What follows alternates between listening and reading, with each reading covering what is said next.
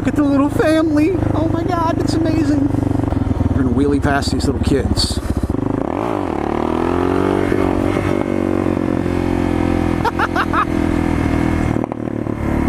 That'll give them some future inspiration. Today we're gonna be cruising around the block. We're gonna talk about how to wheelie a DR650. Something that a lot of people just don't understand is actually a really hard thing to do. Just to go ahead and get this out of the way, I will show you an example of my, I guess, halfway decent wheelies. They're not the best, they're not killing the streets, but I think they're okay. That one kind of sucked because I cut the throttle too much. I'll have to show you guys at least one more. One more example for you guys.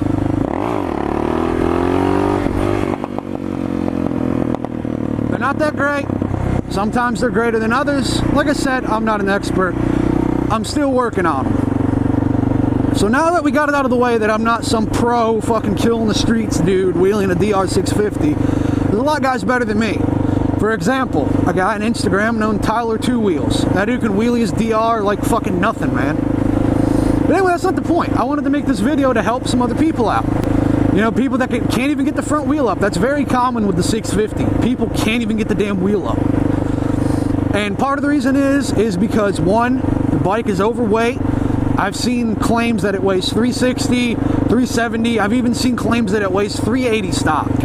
I don't really know what the weight is. I haven't weighed mine, so I don't really know. But still, just say it's on the lighter end. Say it weighs 360. It only makes mid 30 horsepower. You know, we're thinking 34, 35 actually makes it to the wheel. That's about on par with a DRZ. But a DRZ weighs like 320. So that's a big, big difference. So couple the weight with the underpower, and it's hard to get the wheel up on this thing. Me, I haven't mastered shifting yet. That's probably my next thing.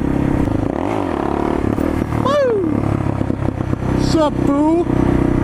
I have to redeem myself. That was a crappy wheelie in front of that kid.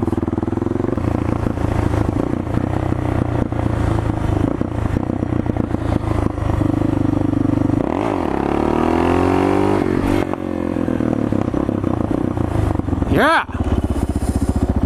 So anyway, enough showboating around. I'm going to tell you guys the secret to wheelie this thing. So performance mods, let's go ahead and get this out of the way, because a lot of people show you wheelie videos for a bike and then they don't tell you what performance mods they've did to the bike. So then you can't judge realistically how well you're doing, because you don't know how your bike's set up compared to theirs. So my bike, the only performance mods is I've re-geared it.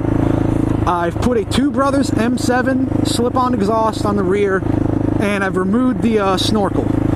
I haven't cut the airbox, I haven't rejetted, I don't have a pumper carb, stock suspension, everything.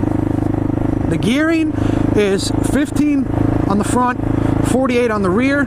Now, how to actually get the DR to wheelie? Well, if you're in stock gearing, I found the best place to start was around 10 miles per hour in first gear. Now me, since it's re-geared, I can actually get it up in second gear. But let me get this out of the way. You can wheelie any bike in pretty much any gear as long as you have the technique right. Whether that is slipping the clutch, working the suspension to help bounce it up, anything like that. Because, like I said, the guy I mentioned before, Tyler, he can wheelie his, and the only thing he's did is cut the airbox, slip on exhaust, and he's rejetted it. And he can wheelie his in second, third, first, I think even fourth, maybe even fifth. It's all about technique. Now, where a lot of people messed up and where I messed up at first was I didn't have the slipping the clutch technique down. When I first started doing wheelies, I'll show you an example of what I did once we get to a straight, because I don't want to wipe myself out. Pull the clutch in, rev, and then just drop it. And the reason why that doesn't work as good is because, one, you lose a lot of traction to the ground, and two, you let the clutch out too quick, the RPMs die. And if the RPMs die, then you're basically not in the power band anymore, and the wheel won't come up. And second of all, which we'll get to this in a second, you don't really compress the rear suspension. The proper way to do it is to start to rev, I would say about a 16th or an 1/8 into your like total throttle rotation. That's when you want to slip the clutch. For instance, I'll show you guys an example, and I'll slow it down so you guys can see what I'm talking about. Hopefully this dick doesn't back out into me, which he didn't. Hooray. Is this a cop? I can't tell. Nope, it's not. Alright guys, so we're going 20 miles per hour. We got our foot over the brake, and then here we go.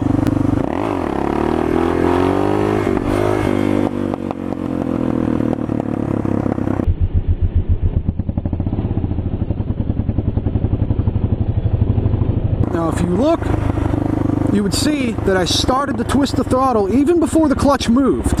What that does is that little bit of acceleration helps compress your suspension. And if you don't believe me, get on your bike and just cruise along and twist the throttle and watch what happens. The front lifts because the rear compresses.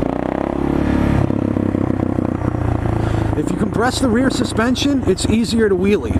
As I said, you want to cover the brake, but you also want to train yourself to use it. So what I like to do when I first started is I'd sit in first gear, I'd keep my foot over the brake, I'd rev, and then I'd stab the damn brake as soon as it started to come up. That will teach you to stab the brake. You hear people in wheelie videos all the time that tell you, oh, cover the rear brake, cover the rear brake, make sure you cover the rear brake. Okay, what about using it? You're not teaching me to use it. Because there's plenty of people that will sit there and cover the rear brake, and they'll keep it covered, bike will keep coming up, topple over, fucking they're on their ass, and they're like, but I was covering the rear brake, what happened? So that's why I'd say before you even worry about height, because that's the last thing you need to be concerned with when you're first starting, is focus on the clutch work and the brake. Because the clutch is what's going to make the wheelies easier to pop up, and the brake is what's going to keep you from A, looping it, and 2, the brake's going to help you maintain a good balance point instead of just sitting there chopping the throttle all like freaking chicken wing style, which I'll admit I'm not the best at yet. I'm still working on that. And then as soon as you get comfortable, start working on getting higher and higher. If you get uncomfortable at a certain height, stab the rear brake. You'll come back down. See, just like that. Stab the rear brake. It will come down. Doesn't matter if you're at like 12 o'clock or 1 o'clock. As long as your rear wheel is still touching the ground, you stab the brake, it comes down. Now you got to be careful not to stab it too hard because you don't want to go over the front end. Well, this bike, the rear brake's kind of squishy, so I can put a little more pressure onto it. I don't have to worry about it like slamming the front end down. It's ideal to practice in a lot for your first practice sessions. Don't go out on the street and do it. Me, I've practiced enough in the lot. I know my bike's limits. I know how to keep it from tipping over. So just practice. Practice your brake control. Don't worry about height when you first start. Just practice on getting the wheel up consistently. Because when I first tried, a lot of the times I would just rev and nothing would happen. Like the front end would decompress. That's about it. Focus on snatching the clutch. Don't let the clutch out too fast when you pop it, but also don't let it out too slow.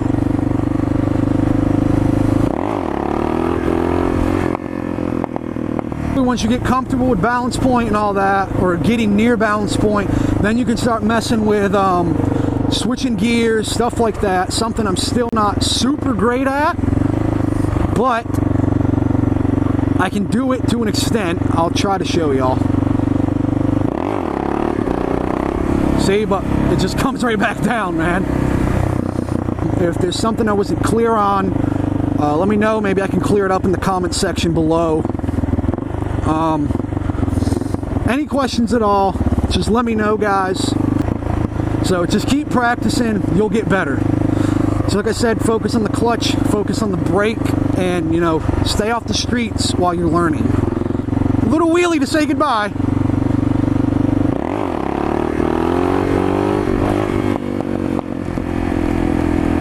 Beamer! was looking. She was like, a wheelie! Oh my god! You wanna know how you avoid sitting at red lights? You do this. That's what you do.